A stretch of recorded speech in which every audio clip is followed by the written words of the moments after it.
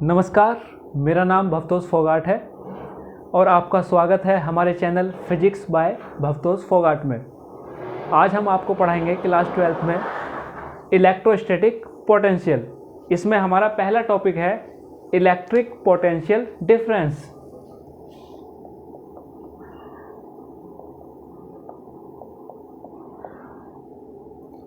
Electric potential difference होता क्या है, पहले हम आपको इस बारे में जानकारी देंगे।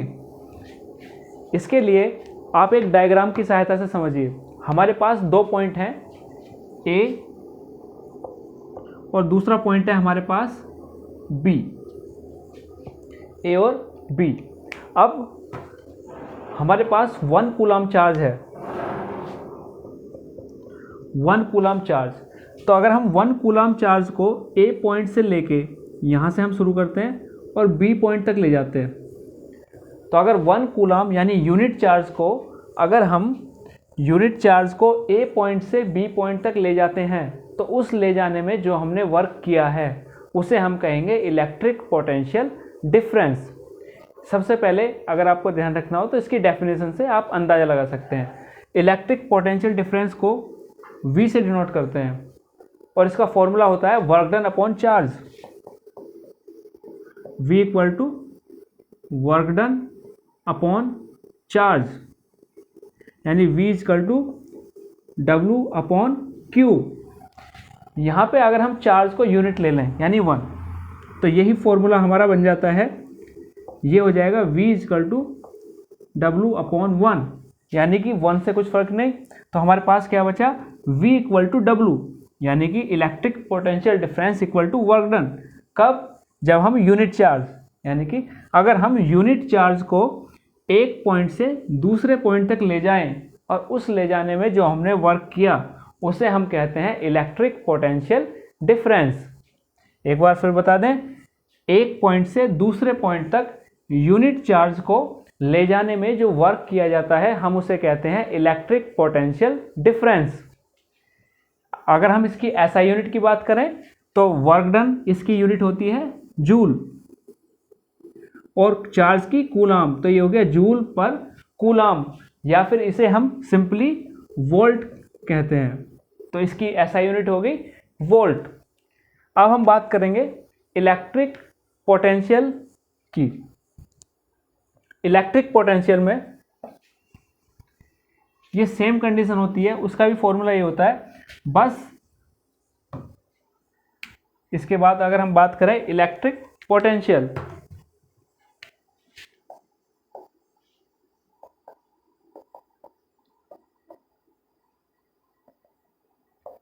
ये भी सेम कंडीशन होती है। इसे भी हम V से डिनोट करते हैं, वर्क डन अपॉन चार्ज। लेकिन इसमें क्या होता है, अगर हम किसी चार्ज को एक पॉइंट से ना लेके इन्फिनिटी, यानी हमें नहीं पता वो चार्ज कहाँ पे है, और हम कहाँ तक ला रहे हैं, किसी पॉइंट B तक। किसे ला रहे हैं, यूनिट चार्ज को। तो इलेक्ट्रिक पोटेंशियल होता है अगर हम यूनिट चार्ज को इन्फिनिटी से किसी पॉइंट तक लेके आए और उस लेके आने में हमने जो वर्क किया हम उसे कहते हैं इलेक्ट्रिक पोटेंशियल। यानी पहले क्या था, यहाँ था हमारा पॉइंट A और अब है इन्फिनिटी। तो इलेक्ट्रिक पोटेंशियल क्या हुआ, अगर हम किसी यूनिट चार्ज को इन्फिनिटी से किसी एक फिक्स पॉइंट तक ले जाएं और उस ले जाने में हमने जो वर्क किया हम उसे कहते हैं इलेक्ट्रिक पोटेंशियल। जबकि अगर किसी एक फिक्स पॉइंट से दूसरे फिक्स पॉइंट तक यूनिट चार्ज को हम लेके जाएं, उस ले जाने में जो वर्क करते हैं उसे हम कहते हैं इलेक्ट्रिक पोटेंशियल डिफरेंस। दोनों की ही SI यूनिट वोल्ट होती है। इसे पोटेंशियल डिफरेंस को हम जिस इंस्ट्रूमेंट से नापते हैं उसे हम कहते हैं वोल्ट मीटर। यानी वोल्ट मीटर का इस्तेमाल हम पोटेंशियल डिफरेंस नापने के लिए किया जाता है। वोल्ट मीटर को हमेशा पैरेलल में कनेक्ट करते हैं। क्यों? क्योंकि पैरेलल में पोटेंशियल डिफरेंस सेम होता है, इसलिए हमारे घर के सारे बिजली के कनेक्शन भी पैरेलल में होते हैं। क्यों? क्योंकि पैरेलल में पोटेंशियल डिफरेंस सेम होता है। तो हमने बताया इलेक्ट्रिक पोटेंशियल और इलेक्ट्रिक पोटेंशियल डिफरेंस में अंतर। यानी इलेक्ट्रिक पोटेंशियल होता है अगर हम किसी यूनिट चार्ज को इन्फिनिटी से किसी एक पॉइंट तक ले जाएं और ले जाने में जो हमने वर्क किया हम उसे कहेंगे इलेक्ट्रिक पोटेंशियल। जबकि अगर हम किसी एक फिक्स पॉइंट से दूसरे फिक्स पॉइंट तक यूनिट चार्ज को लेके जाते हैं तो उस ले जाने में जो हमने वर्क किया हम उसे कहते हैं इलेक्ट्रिक पोटेंशियल डिफरेंस। अब अगर हम 1 वोल्ट को अगर हमें डिफाइन करना हो तो हम फिर से डेफिनेशन पर आते हैं। हमारा फॉर्मूला होता है V = W/Q। अब हमें 1 वोल्ट को डिफाइन करना है तो हम सबको 1 रख देंगे। 1 वोल्ट, 1 जूल और 1 कूलाम। तो ये डेफिनेशन बन जाएगी अगर हम पहले इलेक्ट्रिक पोटेंशियल डिफरेंस की, अगर हम 1 कूलाम चार्ज को एक पॉइंट से दूसरे पॉइंट तक ले जाएं और ले जाने में अगर हमने 1 जूल का वर्क किया तो हम उसे कहेंगे इलेक्ट्रिक पोटेंशियल डिफरेंस 1 वोल्ट है।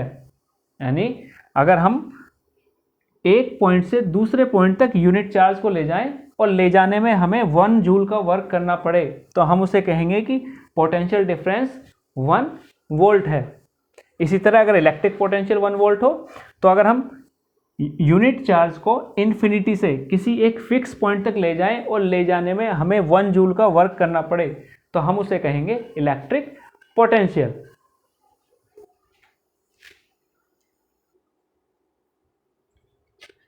अब हम बात करेंगे potential due to a point charge, यानी कि किसी पॉइंट चार्ज की वजह से हमें पोटेंशियल निकालना है।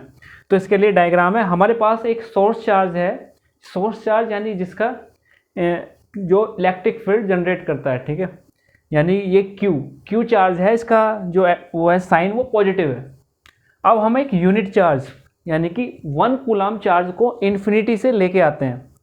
हमें निकालना है, जैसे हमारा टॉपिक है potential due to a point charge, यानी कि क्यू की वजह से पी पॉइंट के पास, पी पॉइंट पर पोटेंशियल क्या होगा। और जो पी की पोजीशन वेक्टर है, यानी इसे हम ओरिजिन ले लें तो Q से लेके P तक जो पोजीशन वेक्टर है वो है R, यानी R इसका पोजीशन वेक्टर है। Q और P के बीच की दूरी R वेक्टर है, यानी इसका पोजीशन वेक्टर। अब हम इन्फिनिटी से 1 कूलाम चार्ज को लेके आएंगे। जैसे ही P पॉइंट पे पहुंचेगा तो हमें पता करना है कि हमने जो वर्क किया, यानी हमने वर्क किया इन्फिनिटी से P पॉइंट तक लाने में यूनिट चार्ज को। तो हम जानते हैं अगर इन्फिनिटी से किसी पॉइंट तक हम यूनिट चार्ज को लेके आए और उसे लाने में हमने जो वर्क किया हम उसे कहते हैं इलेक्ट्रिक पोटेंशियल। तो वही हमें निकालना है। यूनिट चार्ज है, इन्फिनिटी से एक फिक्स पॉइंट तक हम इसे लेके आएंगे। अब हमने बीच में एक पॉइंट ले लिया P', ये हमारा पॉइंट है P', और इसका पोजीशन वेक्टर Q से लेके P तक है R', यानी इसका वेक्टर है R', और इससे थोड़ी सी दूरी पे हमने माना ये दूरी है, बहुत ही स्मॉल डिस्टेंस है, डेल्टा R', ये हमने ले लिया। तो सबसे पहले हमने क्या किया, एक यूनिट चार्ज को हम लेके आ रहे हैं इन्फिनिटी से लेके आ रहे हैं हम। P पॉइंट पे हमें इलेक्ट्रिक पोटेंशियल निकालना है। डेफिनेशन के हिसाब से अगर इन्फिनिटी से हम यूनिट चार्ज को किसी एक फिक्स पॉइंट तक लेके आए तो उसे लाने में जो वर्क डन होता है हम उसे कहते हैं इलेक्ट्रिक पोटेंशियल। अब हमने बीच में एक पॉइंट ले लिया P', जिसका पोजीशन वेक्टर यानी Q से P' की डिस्टेंस है R', और P' से थोड़ी सी दूरी पे है डेल्टा R'। अब हम क्या करेंगे, अब हम यूनिट चार्ज को लेके आते हैं। यूनिट चार्ज हमारा इन्फिनिटी से आता हुआ यहाँ पे आ गया, तो इनके बीच ये पॉजिटिव, इधर हमारा 1 कूलाम चार्ज भी पॉजिटिव, दोनों के बीच फोर्स कूलाम्स लॉ से हम निकाल सकते हैं। तो फोर्स का फॉर्मूला होगा F = 1/4πε0 Q1, Q1 की जगह क्या है Q, इंटू Q2 है 1 coulomb, upon square of distance कितना है R' का स्क्वायर इंटू यूनिट वेक्टर। ये हमने डायरेक्शन के लिए लगाया है। तो हमने कूलाम्स लॉ लगाया। कूलाम्स लॉ क्या कहता है, force is equal to 1/4πε0 Q1 multiply Q2 यानी 1 कूलाम अपॉन डिस्टेंस का स्क्वायर, और ये है इसका यूनिट वेक्टर। अब इसमें हमारा फोर्स आ गया at P dash, P dash पे हमने फोर्स लगाया। अब हमने माना कि ये थोड़ा सा आगे चला डेल्टा आर डैश, तो इस केस में यहाँ से यहाँ तक ये भी पॉजिटिव, दोनों के बीच जो फोर्स है वो कैसा है, रिपल्सिव फोर्स। तो हमें वर्क डन करना पड़ेगा, यानी इसके अगेंस्ट वर्क करना पड़ेगा ताकि हम पी डैश से थोड़ी और दूरी कवर करें। तो हमें वर्क करना पड़ रहा है इसके अगेंस्ट। तो वर्क डन का फॉर्मूला होता है work done equal to force into displacement. Force का फॉर्मूला हमें पता है, ये हो जाएगा 1 अपॉन, यानी force into displacement. Work done का फॉर्मूला हमारे पास होता है फोर्स इनटू डिस्प्लेसमेंट। अब फोर्स, अब हमने लिया इतना सा, यानी कि पी डैश से थोड़ी सी डिस्टेंस कवर करता है यहाँ तक, इतनी थोड़ी सी, और इतने थोड़े से में इसने वर्क किया डेल्टा डब्लू। हमने मान लिया वर्क जो हुआ delta W equal to force, force है हमारे पास 1 upon 4 pi epsilon naught Q upon R dash square, ठीक है, इनटू डिस्प्लेसमेंट। डिस्प्लेसमेंट हमारे पास हो जाएगा, डिस्प्लेसमेंट है हमारा डेल्टा आर डैश, ठीक है। अब हम क्या कर रहे हैं, work done against this charge, यानी कि हमें ये दूर उसे धकेलने की कोशिश कर रहा है लेकिन हम उसके अगेंस्ट वर्क कर रहे हैं, तो इसलिए हमारा जो साइन होगा वो कैसा आ जाएगा, हम वर्क कर रहे हैं अगेंस्ट दिस फ्रॉम माइनस। और आगे क्योंकि डिस्प्लेसमेंट कैसी है, एक वेक्टर क्वांटिटी है और हम उसे अगेंस्ट ले रहे हैं, तो यहाँ पे जो साइन होगा वो कैसा हो जाएगा, नेगेटिव। अब हमने निकाला वर्क डन सिर्फ इस छोटे से पार्ट के लिए, यानी कि इतने पार्ट के लिए वर्क डन निकाला, लेकिन हमें निकालना क्या है, सारे के लिए। तो जब भी हमें एक थोड़ा सा पार्ट का पता हो और हमें सारा निकालना हो तो हम उसका इंटीग्रेशन कर देते हैं। तो हमारे पास अभी ये वाला पार्ट है।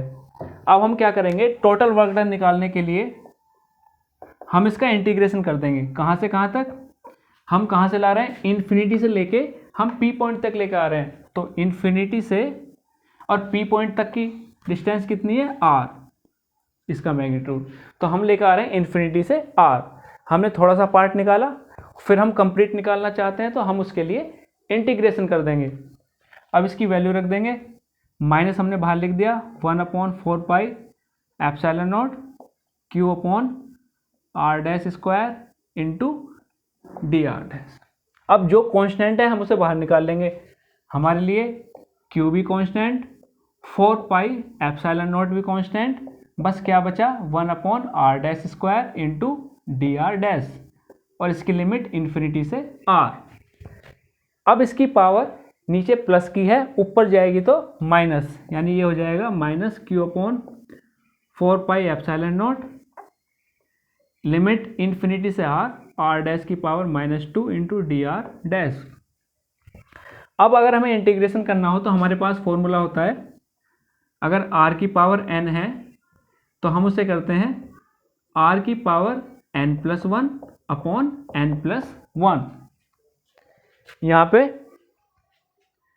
अब हम यहाँ पे फॉर्मूला लगाएंगे तो minus Q upon 4 pi epsilon not, अब लिमिट इन्फिनिटी से r, और ये हो जाएगा r डैश की पावर -2।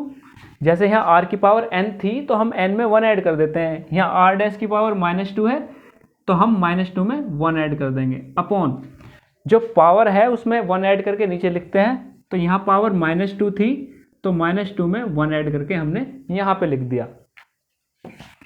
अब ये हमारा हो जाएगा,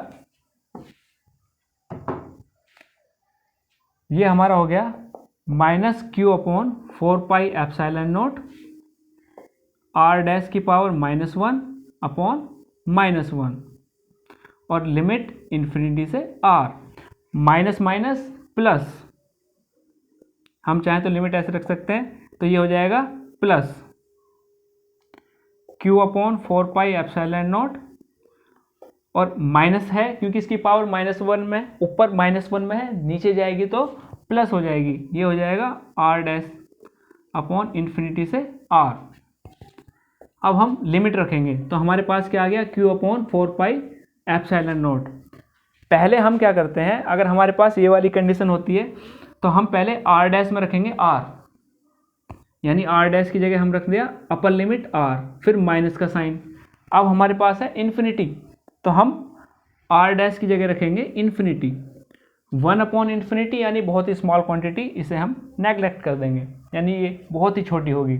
तो हमारे पास आया, हमारे पास जो रिजल्ट निकल के आया वो था v इक्वल टू, और हम जानते हैं डेफिनेशन से, अगर हम इन्फिनिटी से यूनिट चार्ज को किसी एक फिक्स पॉइंट तक लेके आएँ तो लाने में जो वर्क डन होता है वो होता है हमारा इलेक्ट्रिक पोटेंशियल।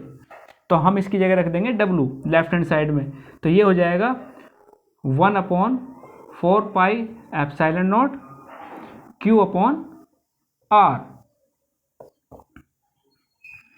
ये हमारा फॉर्मूला ड्राइव होकर आया।